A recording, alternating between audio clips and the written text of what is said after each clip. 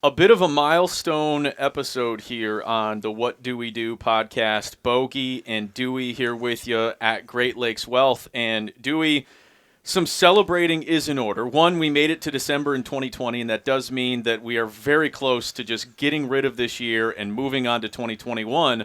But for the What Do We Do podcast, officially over 5,000 downloads now as we begin episode 28. Congratulations. 5,000 downloads. Ding, ding, ding. Ring that bell. My man.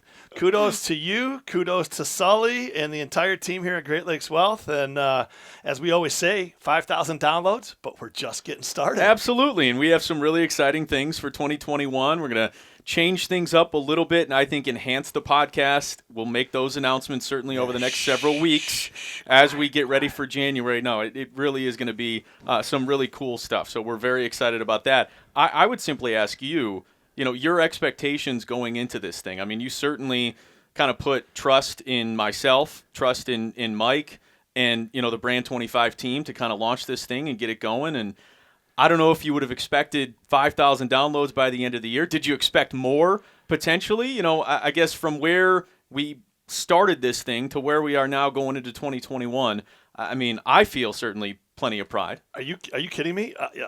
What's the right word here? Exuberance, right? Jubilation. What's the right word there? It's fantastic. Mm-hmm. So, yes, when we talked about starting this project, you have to remember this is back in the height of COVID. We talked about this in March and April. We didn't know if we would have jobs. We didn't know what was going on. Mm-hmm. We didn't know the virus and the recovery. We didn't know any of this stuff, right? But we made a decision to work with our clients to share information and the community as well. This is a podcast for the community, right? So when we started, we had an understanding that we would try to relay some very important information about the markets, have a little fun with it for sure, mm-hmm. but also timely and timeless information, right? And so along with that, we talked, and if you remember, we said, hey, it'd be kind of cool if each episode maybe got 100 downloads in total, mm-hmm. right? 100 downloads in total. That'd be kind of cool, right? Yeah. Well, the very first episode, we had 100 downloads the first week. And I was like, wow, this is awesome, right? And we talked to clients, and they're like, this is great. Your newsletter is wonderful. The website is amazing. But just to hear and be able to catch it kind of real time, fantastic. Well, now we're getting over 100 downloads in the first 24 hours. Mm-hmm. So this is fantastic growth. And now we're approaching 200 downloads a week. And we expect in no time at all, 200 downloads in the first 24 hours.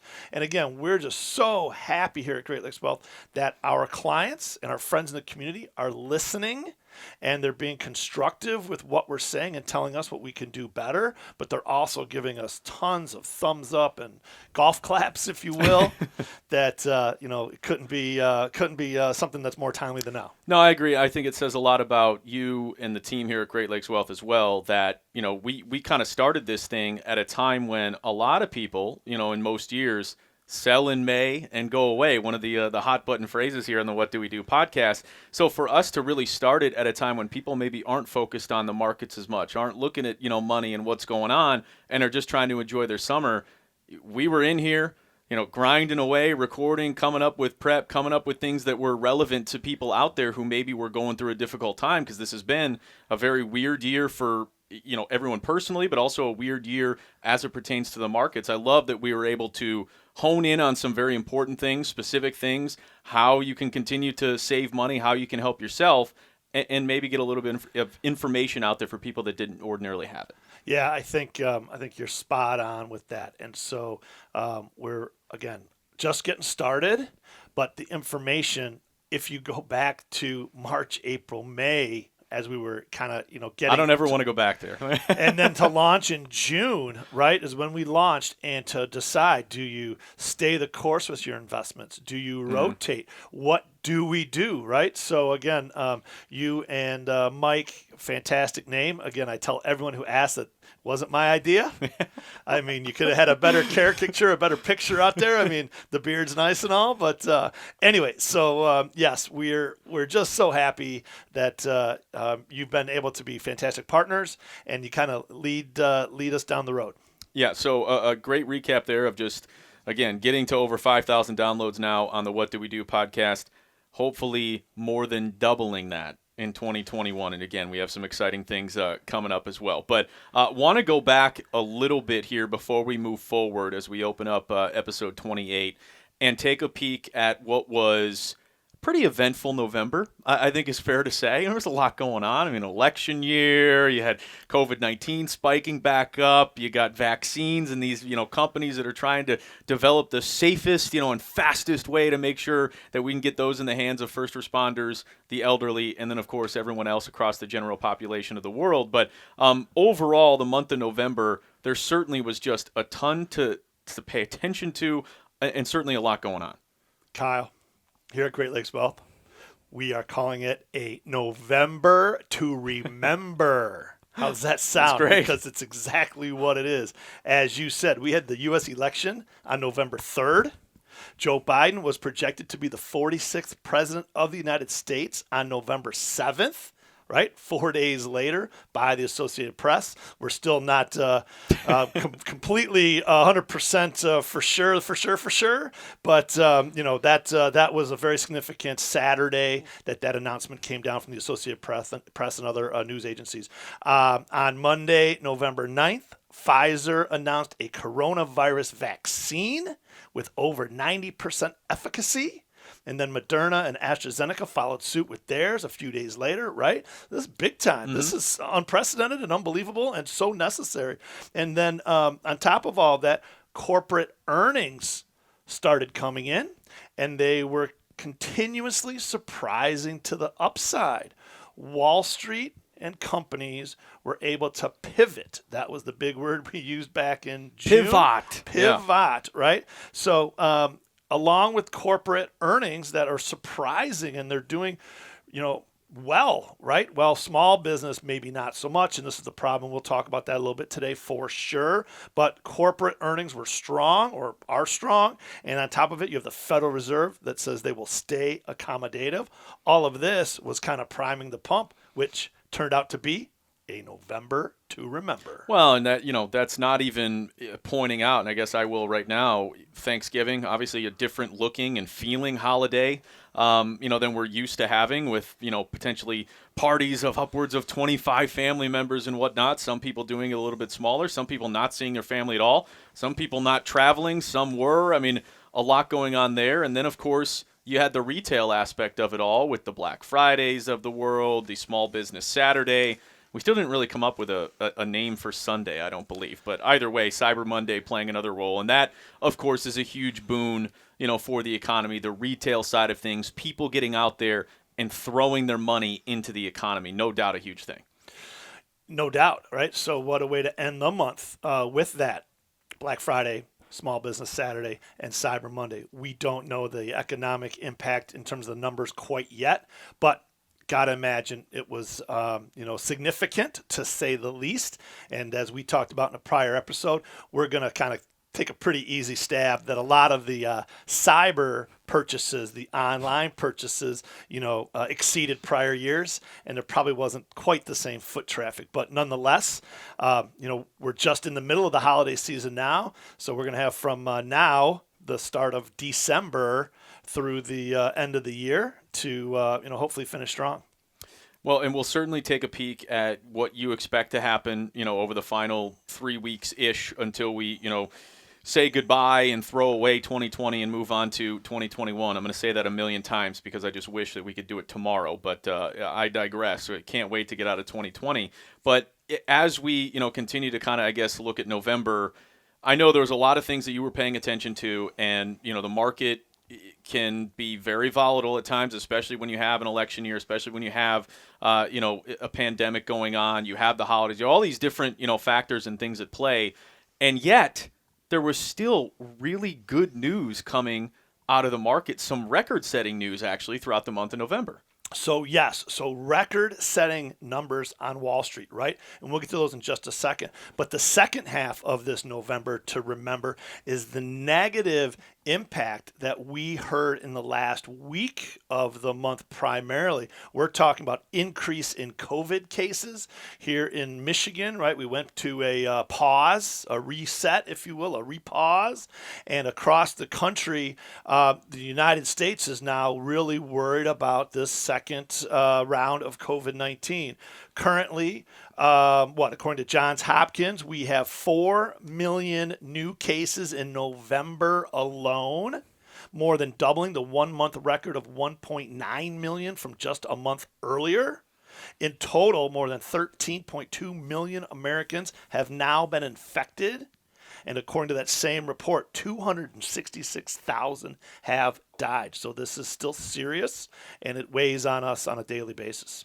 Yeah, and we'll see ultimately what ends up happening. In our state, I know the state of California has lockdowns and shutdowns affecting 33 million people. And while we obviously want to take this very seriously, I also, it pains you to watch some of the videos of small business owners, their livelihood at stake as they're not able to serve, people in their restaurant. They're not even able to accommodate and have tents outside where, you can safely social distance, you can safely wear masks, and they are getting gutted as business owners. And, small businesses are the lifeblood, I think, of America. And so that's certainly going to be really difficult to watch over the winter, in addition to, obviously, people getting infected by this and ultimately, unfortunately, dying. There's no great answer, no great solution. It's bad, certainly no matter which way you look at it.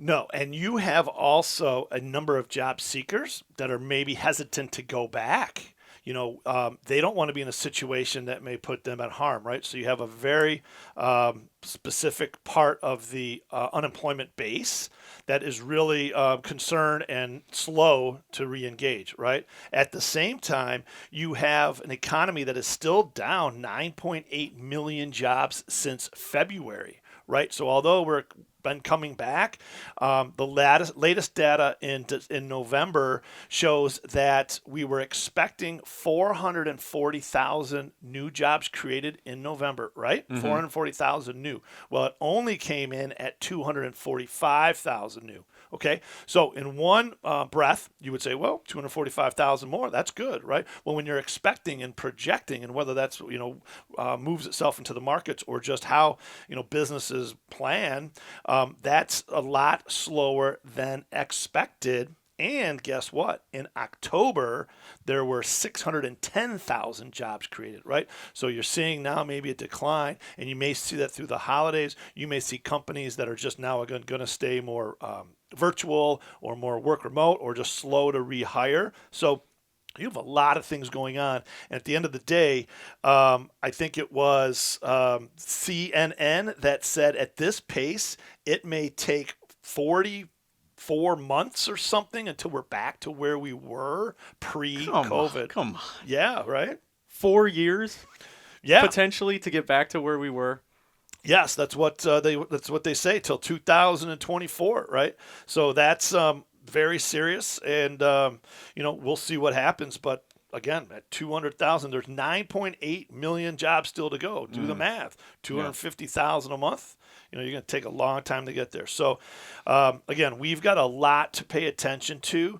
The latest data says that, once we get through this short-term COVID-19 part 2, that vaccine is on the horizon, right? So who gets inoculated first, we are talking about and understanding, but let's just say it gets to be, Q1 or even Q2 next year that we all have it available to us. Well, that might slingshot the economy. So we may have, again, 3 or 4 months here of up and down and ebb and flow and jobs hired, jobs fired, etc. But we think that get us to the next summer, and maybe there's another leg to go. Gosh, I hope it's not all the way until summer. Let's expedite this process, please, if we can do it safely and make it happen. And the last part, with that, Kyle, we didn't talk about is Congress, right? And they're talking about whether it's a second round of stimulus checks, There's also the CARES Act, and there's some other pieces of that expire.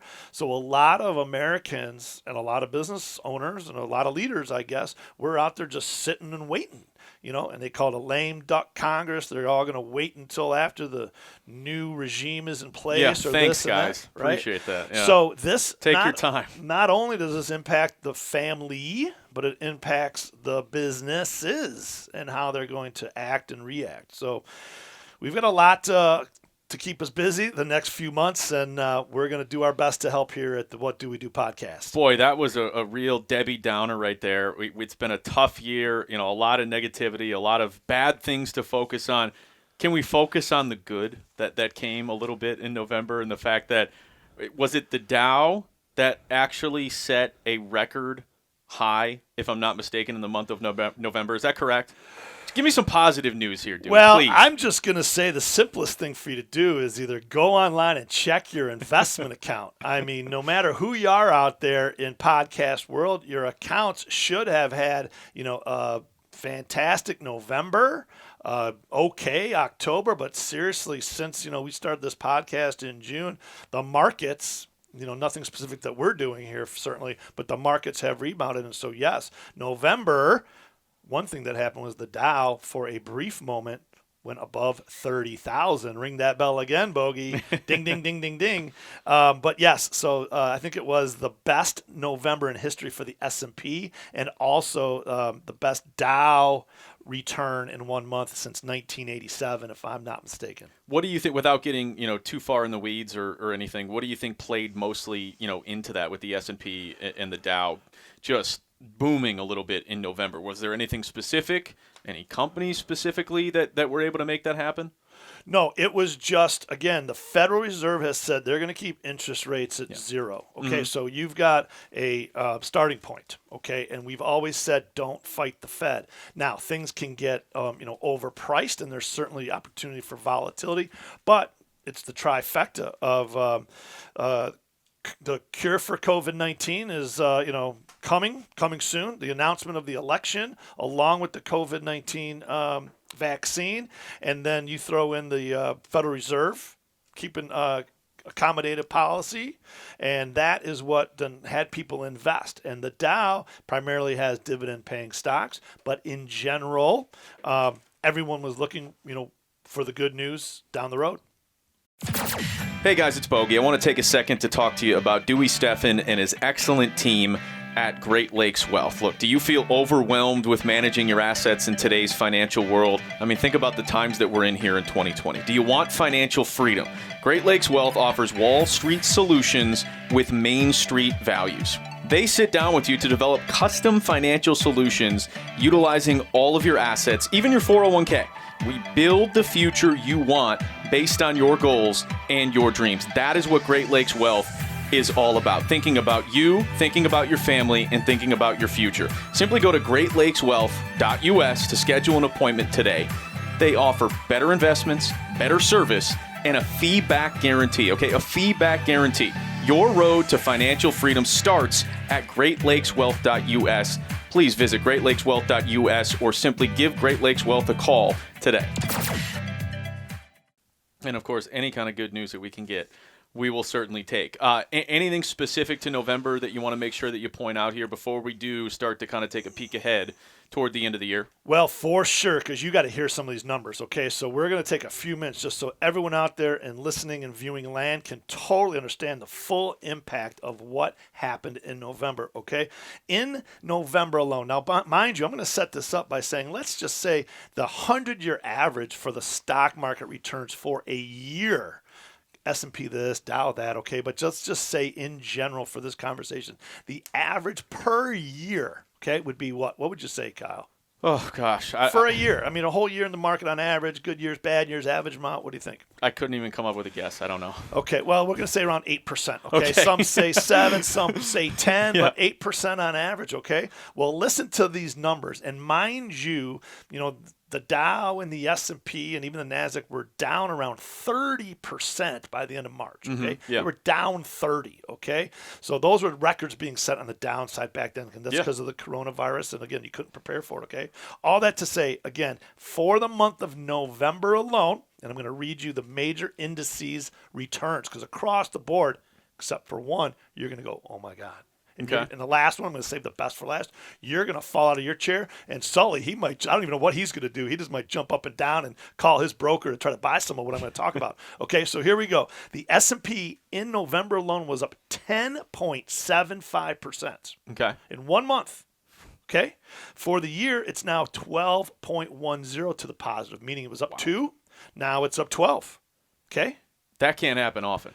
Again, if it happens every single month, you're up 120% for the year. I mean, heck, why not, right? For easy money. And this is actually what scares us going forward, because everyone's going to kind of think it's this easy. And it's never this easy, right? A fool and his and her money are soon parted. So, right, be smart, be diligent, but get on board the market train, okay? So, number 2, the Dow gained 11.84 for the month of November. And like I said, it was its biggest monthly gain since 1987. And it went from being negative on the year to up 3.86 year to date. Another, amazing rebound in 1 month. Make sense?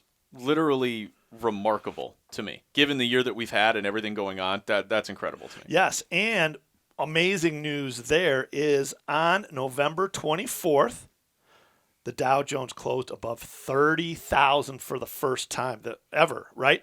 It's up approximately 60% from the bottom. And back in that one day in March, it was down below 18,500, okay? And everyone's like, we got to get out. We got to get out. We got to get out. I went on Channel 7 News locally, and they're like, the market's down 2,000 points. Should we get out? What should we do? Should we get out? I mean, what do? We got to panic. Don't panic, right? Participate. Right? So that's, again, the scary times to discipline and either stay the course or get in and do all that. So the NASDAQ, your friend, the tech-heavy NASDAQ, right? It also came to the party in November. It was up 11.8%, okay? Kind of the same as the others, but guess what?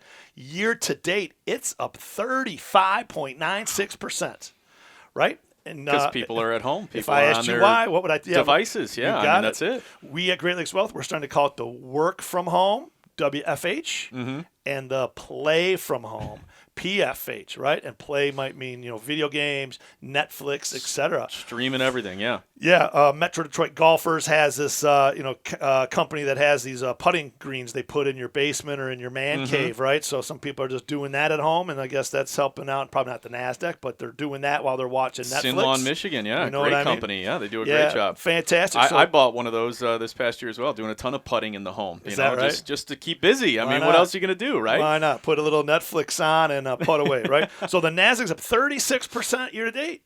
It's insane. Yeah, I mean, it's unbelievable. We're going to take it. And now we're getting in a rotation into the international markets, okay? We think this is going to be a big theme for 2021, so we'll talk about that here in a minute. But also the Msci World Index, which includes 1,600 companies from 23 developed countries, it was up 12.66 for the month, okay? Now, from being the depths of despair because, again, what's going on in Asia, what's going on with this and that, they were down more than we were for a lot of the year here in the United States, but now it's back up to a positive 0.83. It's even back, okay? Global investing back. The emerging markets index were also up 9.2 for the month. So we have across the board so far in the equity world, okay, that's kind of a crossroads of equity stocks. Everything was unbelievable in November. Amazing. Records. Fair? That's incredible. Incredible. See, you keep talking about this, and I can't stop thinking about. I mean, it was already, and correct me if I'm wrong, it was a bull market before the pandemic got underway, right? I mean, things were just booming. The market was doing really well. Unemployment was record low, under 3%, if I'm not mistaken, at that time before all of this ended up transpiring. We have all of these highs, whether it be the Dow, the NASDAQ, all up, on the year and up in a big way. I can't help but think if this, horrific pandemic didn't end up happening, what would this year have been like? Like would it have gone up even further? Would there be even more records, set this past year? Do you know what I mean? Like, it's hard. I know, hypothetical and, the pandemic did happen and everything that transpired with it. But if it didn't, I mean, we were flying high. Absolutely, right? And so we're talking about the broad indices right now. So the S&P, the Dow, the Nasdaq, et cetera. But there are sectors that are actually still down 30% on the year, 20%. So it's not, again, a situation where a rising tide has carried all ships. We talked about early in this podcast series that it was, the big five. It was, Apple, Amazon, Microsoft, et cetera, right? And they were carrying the weight, and they were the majority of the gains in the S&P. It was a very small tranche. You had energy. You had ExxonMobil that was, $90. That's still only at $40. It's down 50%, right? Bank stocks are still down 20 or 30 or 40%. I think Citibank, for example, Citigroup was at, $90 a share, and it went down to $40, and it's back to maybe 50 or 55, JP Morgan Chase, et cetera. So financials still are not, at some huge valuation because they're down on the year, right? And it's always give and take depending on what's going on with the world and the economy and all that. Yeah, I get that. So we call it might be time to rotate and rebalance. You follow me? Absolutely. And you actually do see that one of the statistics that we have is that in the month of November, some of those big five tech stocks, particularly Amazon and Apple, were actually flat on the month. So if you own Apple and Amazon, you've been running hard and high all year. Yeah, baby. Yeah, baby. Amazon went from 1,800 an ounce to 3,400 an ounce, 1,800 a share to 3,400 a share. Well, now it's 3,100 a share. So it's actually down 10% from where it was. So to answer your question, I don't know where we would be, but you would definitely, be happy with this regardless. Oh, there's no doubt. Okay, so as we, I guess, move toward 2021, the year is starting to wind down. We're getting ready for the holidays, whatever, holiday you choose to celebrate. I myself looking forward to Christmas. That is for certain.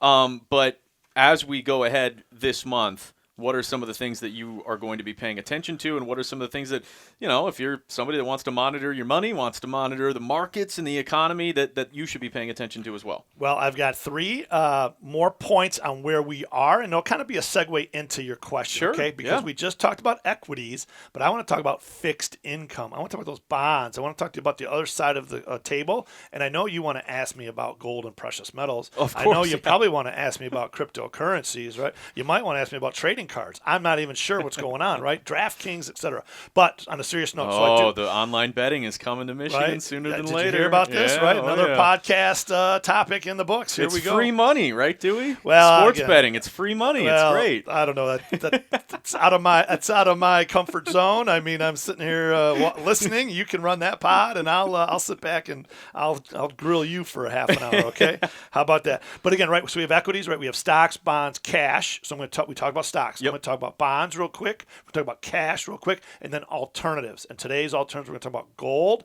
And we're also going to talk about Bitcoin real quick. Okay, we can talk about real estate, etc., other things, but we're just going to talk about bonds, cash, and alternatives. And then we're going to get into what we should look at towards the end of the year for the last few weeks, okay? Great. So real quick, so in the bond world, the Bloomberg Barclays Ag Bond Index is the one that we follow, and that was also up. So you would think, I guess I shouldn't even tell you what you would think, Kyle, but in general, if stocks are up, bonds are down, okay? Especially in a normal environment. Fair enough?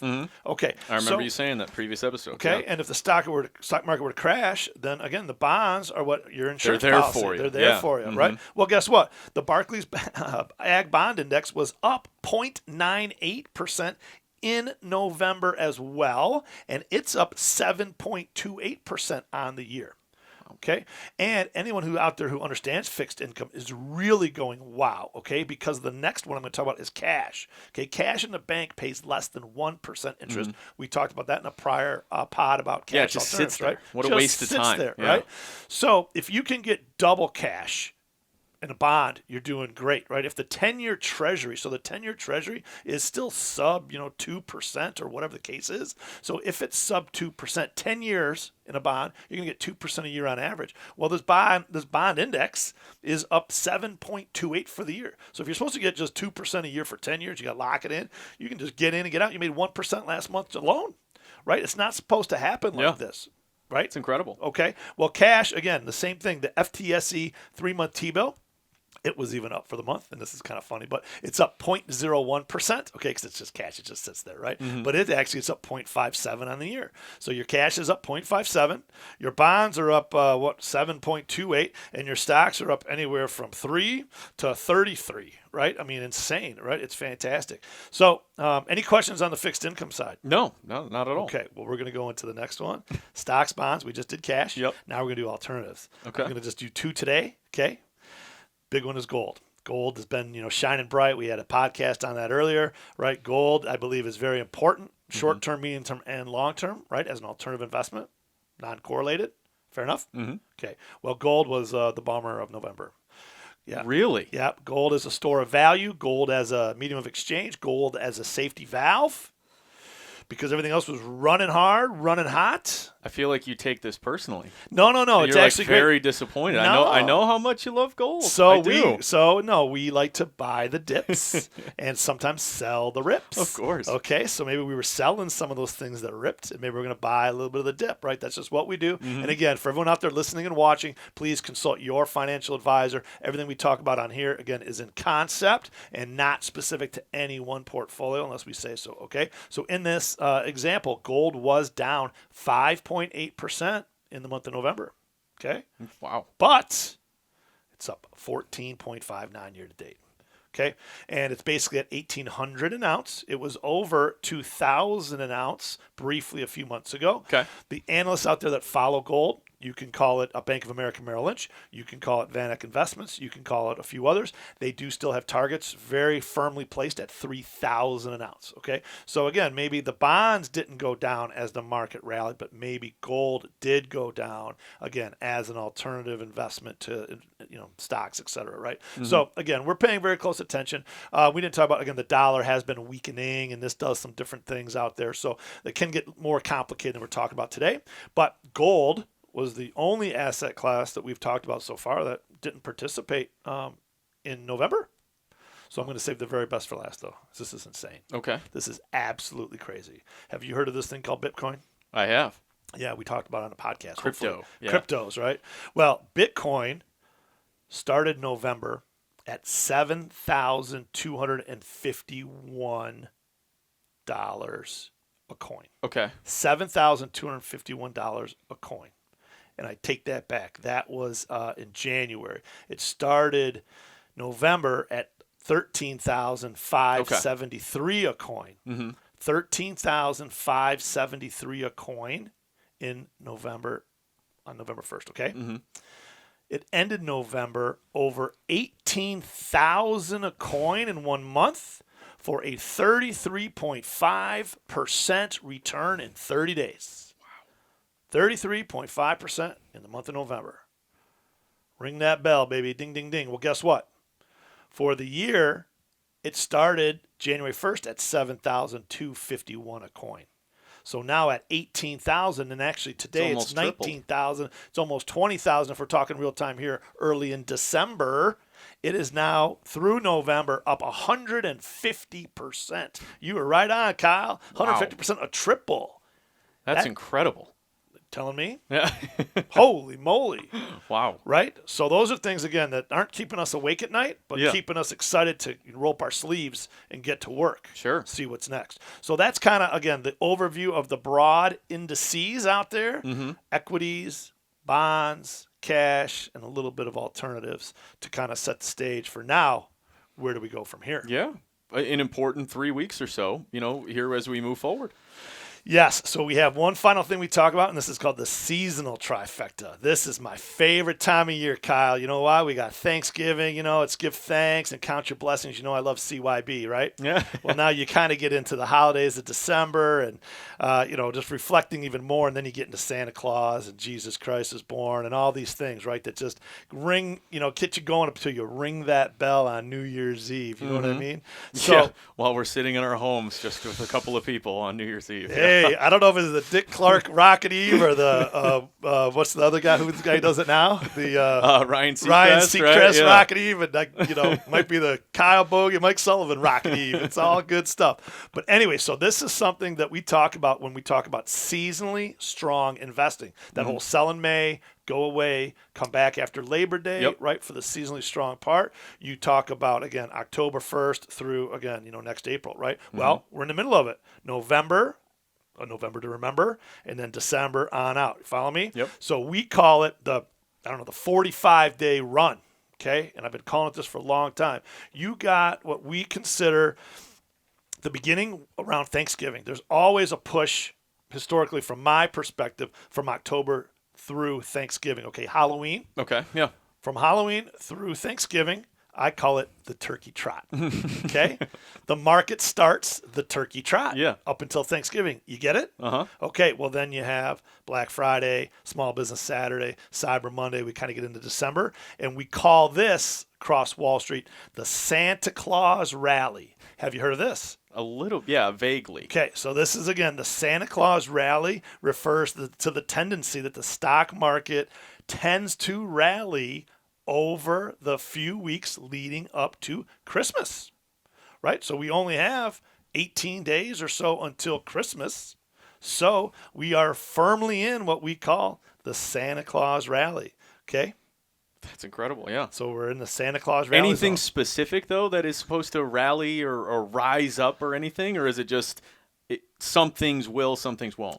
A good question. So we can get into sector breakdowns, Sure. but we're not going to do that for today Yeah. because of this third reason of the trifecta seasonal move of the markets that we're watching right now. Okay, you have what we've endearingly called the turkey trot. That's happened. Okay, now we're in this phase called the Santa Claus Rally, right? From Thanksgiving, when you have the parade, we didn't have it this year, as you were right and I was wrong. Oh, really? Yeah. Oh, I didn't even they pay canceled. attention. Oh, wow, yeah. They canceled it. So last minute, I don't know, it was this COVID thing. And I'm sorry. The governor just said, shut it down. Anyway. I would have been happy to have been wrong on that. So the parade, as you know, Santa Claus is always the last float. And he comes, he gets the key to the city, I think, all this fun stuff. But I see that from my house in the TV because I don't go, as we talked about. But when I see that, that is my visual Santa Claus Rally. Santa Claus has come to town. You follow me? So I really think about it as I start, managing portfolios or how we're going to end the year from Santa coming to town until, Christmas Day. And this is, again, the heat of the Santa Claus Rally with me so far. Well, the final piece of the puzzle is also the last few weeks of the year. It actually goes into early January a few days, and this is called the January effect. Okay. Have you heard of this? I haven't, no. Okay, so this is, again, professionals on Wall Street will know what I'm talking about. But in December, we talked about in a prior episode for your year-end planning, you might want to do some tax harvest selling. Okay, you might want to sell some stocks that are down. You need to wait 30 days.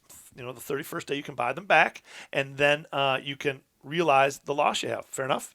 So as you get into, it's end of November, the stock's not moving, I'm just going to sell it. I'm going to sell my stock at the end of November, and I'm going to wait just those 30 days, and on the 31st day, I'm going to buy it back because I want to own that stock. I just want to realize the loss, right? So if everyone's doing that, they're all selling their stocks at the end of November, and then again at the end of December they're buying them back.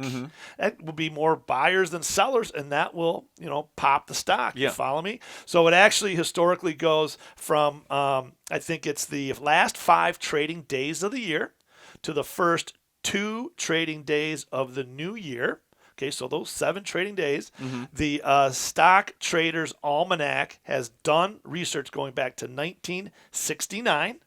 Okay, and it says 34 out of the past 45 holiday seasons, it's been effective, and the average cumulative return over those 7 trading days is 1.4% to the positive. So again, if you annualize out 1.4 for 7 days, you're talking at 5%. A month times 12 months would be 60%. I'm not telling you that it happens like that. But again, there is the January effect that is kind of where we look for stocks that may have been, we call them unfairly punished in December or in November even for the tax loss selling situation. So you have the Turkey Trot, Santa Claus Rally, and then you end up with the January effect. How's that sound? That's great. I mean, I didn't know that all of these months or sections essentially of the year had nicknames as well. It's fascinating. Yes, you gotta have fun on Wall Street too, right? Yes, and there's math behind it. The sell and may and go away, and again, all of these things are very important. There's other terminologies for other times during the year and other strategies for investing, and that's one of the things we say about here with our thoughts about to be a successful investor. You have to have your strategy. You have to understand what it is you're trying to accomplish. Yeah. And even though we were just talking about the short term of Thanksgiving through the beginning of 2021, we don't encourage short term time trading like that. We do encourage long-term investing, right? We also do believe that volatility will create opportunity. We also believe that you want to rotate and rebalance, okay? And you also want to understand that long-term is way better than short-term when you're investing for your retirement and everything else down the road. Well said. And obviously, if you want some more information, you can always go to greatlakeswealth.us, and I mean, there's information galore at all the drop-down menus and different things that you can click on to read up on and figure out, but should be an interesting, several weeks here, and as we get to the January effect, I can't wait to see how it actually transpires. Well, now that I know what it is, too, I can pay attention. You can pay attention. Santa Claus Rally, the January effect, and awesome. I do know that the next pod we determined we're going to talk about healthcare, biotechnology, and all things science. Yep. So I'm excited to dive into that here as we end the year, and it couldn't be more timely as we're talking about COVID-19 and post-COVID. What the world's hopefully going to look like, and above all else, healthy is the word du jour. Well, another great episode. This one, the 28th of the What Do We Do podcast, over 5,000 downloads. I know you certainly want to thank everyone who's listened and downloaded over the last several months. And, as you always want to close things out with, 5,000 downloads in, and we're just getting started. The opinions expressed in this program are for general information purposes only and are not intended to provide specific advice or recommendations for any individual or any specific security. It's only intended to provide education about the financial industry. To determine which investments may be appropriate for you, consult your financial advisor prior to investing. Any past performance discussed during this program is no guarantee of future results. Any indices referenced for comparison are unmanaged and cannot be invested into directly. As always, please remember investing involves risks and possible loss of principal capital. Please seek advice from a licensed professional.